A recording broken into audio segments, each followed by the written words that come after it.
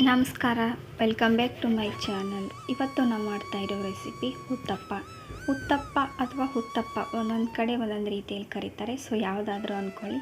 ಆ ಉತ್ತಪ್ಪ ಮಾಡೋದಕ್ಕೆ ಬೇಕಾದ ಸಾಮಗ್ರಿಗಳನ್ನು ನೋಡೋಣ. ಇಲ್ಲಿವರೆಗೂ ಯಾರೆಲ್ಲ ನೋಡ್ತಿದ್ದೀರಾ ದಯವಿಟ್ಟು ಶೇರ್ ಮಾಡಿ, ಸಬ್ಸ್ಕ್ರೈಬ್ ಮಾಡಿ ಮತ್ತು ಕಮೆಂಟ್ ಮಾಡಿ ಹೇಗಿದೆ ಅಂತ.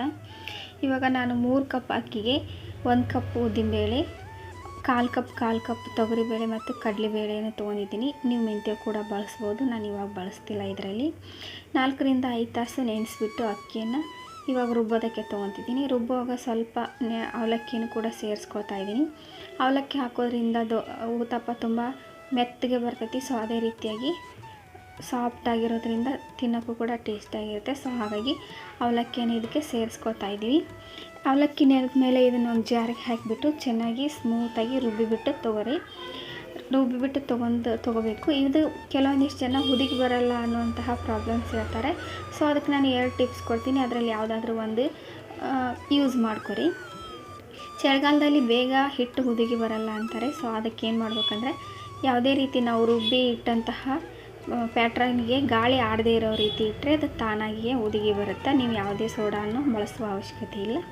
ನಾನಿವಾಗ ಚೆನ್ನಾಗಿ ಎಲ್ಲನೂ ರುಬ್ಬಿ ತೊಗೊಂಡಿದ್ದೀನಿ ನೋಡಿ. ಇವಾಗ ಒಂದು ಪ್ಲೇಟ್ ಮುಚ್ಚಿಬಿಟ್ಟು ಅದನ್ನು ಬಿಟ್ಟು ಇಡೀ ಹೋಲನ್ನ ಇಟ್ಬಿಟ್ರೆ ನಮಗೆ ಈ ರೀತಿಯಾದಂಥ ಹಿಟ್ಟು ಹುದುಗಿ ಬರ್ತೈತಿ. ಸೊ ಇನ್ನೊಂದು ರೀತಿ ಟಿಪ್ಸ್ ಹೇಳೋದಂದರೆ, ನೀವು ಚಳಿಗಾಲದಲ್ಲಿ ಹುದುಗಿ ಬರಲ್ಲ ಅನ್ನುವಾಗ ನಾವು ಹಾಕಿರ್ತಕ್ಕಂತಹ ಪಾತ್ರೆಯನ್ನು ಸ್ವಲ್ಪ ಬಿಸಿ ಮಾಡಿ ಅದ್ರ ಮೇಲೆ ಒಂದು ಪ್ಲೇಟ್ ಮುಚ್ಚಿ ಮೇಲೆ ಯಾವುದಾದ್ರೂ ಭಾರ ಇರುವಂಥ ವಸ್ತುವನ್ನು ಇಡಬೇಕು. ಆವಾಗ ಗಾಳಿ ಆಡಲ್ಲ ಮತ್ತು ಬಿಸಿ ಇರೋದ್ರಿಂದ ಬೇಗ ಹುದುಗಿ ಬರುತ್ತೆ. ನೋಡಿ, ನಮ್ದು ಈಗ ಚೆನ್ನಾಗಿ ಹುದುಗಿ ಬಂದಿದೆ.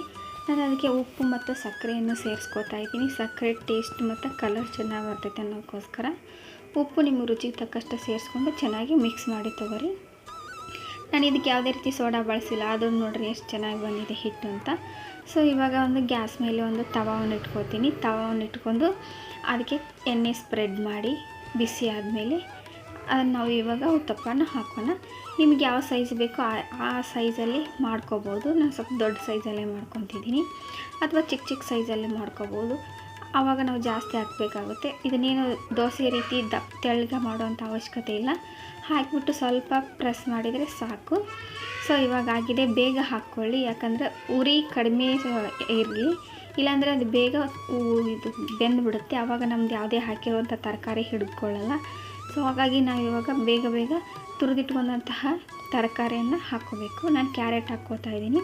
ನಂತರ ಚಿಕ್ಕದಾಗಿ ಇಟ್ಕೊಂಡಂತಹ ಈರುಳ್ಳಿಯನ್ನು ಕೂಡ ಇದಕ್ಕೆ ಸೇರಿಸ್ಕೊಳ್ತಾ ಇದ್ದೀನಿ. ಅದೇ ರೀತಿ ಮೆಣಸಿನ್ಕಾಯಿ, ಟೊಮ್ಯಾಟೊ, ನಿಮ್ಮ ಮನೆಯಲ್ಲಿ ಯಾವ್ಯಾವ ತರಕಾರಿಯನ್ನು ಮಕ್ಕಳು ಇಷ್ಟಪಡಲ್ಲ ಅದನ್ನು ಇದೇ ರೀತಿ ತುರಿದ್ಬಿಟ್ಟು ಹಾಕಿರಿ. ತುಂಬ ಇಷ್ಟಪಟ್ಟು ತಿಂತಾರೆ, ಚೆನ್ನಾಗೇನು ಕೂಡ ಇರುತ್ತೆ. ಎಲ್ಲ ಹಾಕಿ ಕೊತ್ತಂಬರಿ ಸೊಪ್ಪು ಗಾರ್ನಿಸಿಗೆ ಹಾಕಿದ ನಂತರ ಎಣ್ಣೆ ಹಾಕಿಬಿಟ್ಟು ಇಲ್ಲ ತುಪ್ಪ ಹಾಕ್ಕೊಳ್ಳಿ, ನಿಮ್ಗೆ ಯಾವ್ದು ಇಷ್ಟನೋ ಅದನ್ನು ಹಾಕ್ಕೊಂಡು ಮೇಲ್ಗಡೆ ಒಂದು ಪ್ಲೇಟ್ ಮುಚ್ಚಿಬಿಟ್ಟು ಬೇಯಿಸ್ಕೊಳ್ಳಿ. ಹಬೆಯಲ್ಲಿ ಬೇಯೋದ್ರಿಂದ ಅದನ್ನ 2 ಸೈಡಲ್ಲಿ ಬೇಯಿಸುವಂಥ ಅವಶ್ಯಕತೆ ಇರಲ್ಲ. ನಿಮಗೆ ಬೇಡ 2 ಸೈಡಲ್ಲಿ ಬೇಯಿಸಬೇಕು ಅಂದರೆ ನೀವು ತಿರುವಿ ಹಾಕ್ಕೊಂಡು ಕೂಡ ಬೇಯಿಸ್ಕೋಬೋದು, ಅದು ಚೆನ್ನಾಗಿರುತ್ತೆ.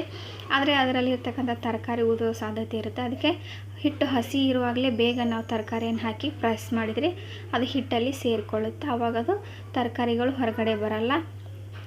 ಆ ರೀತಿ ಮಾಡಿಕೊಂಡು ನೀವು ಚೆನ್ನಾಗಿರ್ತಕ್ಕಂಥ ಉತ್ತಪ್ಪನ ತಯಾರಿಸ್ಕೊಳ್ಬೋದು. ನೋಡಿರಿ, ನಮ್ಮದು ಎಷ್ಟು ಚೆನ್ನಾಗಿರೋ ಉತ್ತಪ್ಪ ರೆಡಿ ಆಯಿತು. ನೋಡಿದರೆ ತಿನ್ಬೇಕು ಅನಿಸುತ್ತೆ. ಸೊ ಮಿನಿ ಪಿಜ್ಜಾ ಇದ್ದ ರೀತಿ ಇದೆ. ಟೇಸ್ಟು ಕೂಡ ಚೆನ್ನಾಗಿರುತ್ತೆ. ನೀವು ಕೂಡ ಮನೆಯಲ್ಲಿ ಟ್ರೈ ಮಾಡಿ ಹೇಗಿದೆ ಅಂತ ಕಮೆಂಟ್ ಮೂಲಕ ತಿಳಿಸಿ. ದಯವಿಟ್ಟು ಎಲ್ಲರೂ ಶೇರ್ ಮಾಡಿ, ಸಬ್ಸ್ಕ್ರೈಬ್ ಮಾಡಿ. ಇವಾಗ ನಾನು ಪ್ರೆಸ್ ಮಾಡಿಕೊಂಡು ಒಂದು ಪ್ಲೇಟ್ ಮುಚ್ಚಿಬಿಟ್ಟು ಇದನ್ನು ಚೆನ್ನಾಗಿ ಬೇಯೋವರೆಗೆ ಬಿಡ್ತೀನಿ. ಒಂದು 10 ರಿಂದ 15 ನಿಮಿಷ ಕಡಿಮೆ ಉರಿಯಲ್ಲೇ ಬೇಯಿಸ್ಕೊಳ್ಳಿ. ಆವಾಗ ನಮ್ಮದು ಚೆನ್ನಾಗಿರ್ತಕ್ಕಂತಹ ಉತ್ತಪ್ಪ ರೆಡಿ ಆಗುತ್ತೆ. ಸೊ ಫ್ರೆಂಡ್ಸ್, ನಿಮಗೂ ಕೂಡ ಇಷ್ಟ ಆದರೆ ಲೈಕ್ ಮಾಡಿ, ಶೇರ್ ಮಾಡಿ, ಕಮೆಂಟ್ ಮಾಡಿ. ಇದನ್ನು ತಿರುವಿ ಕೂಡ ಹಾಕ್ಕೋಬೋದು.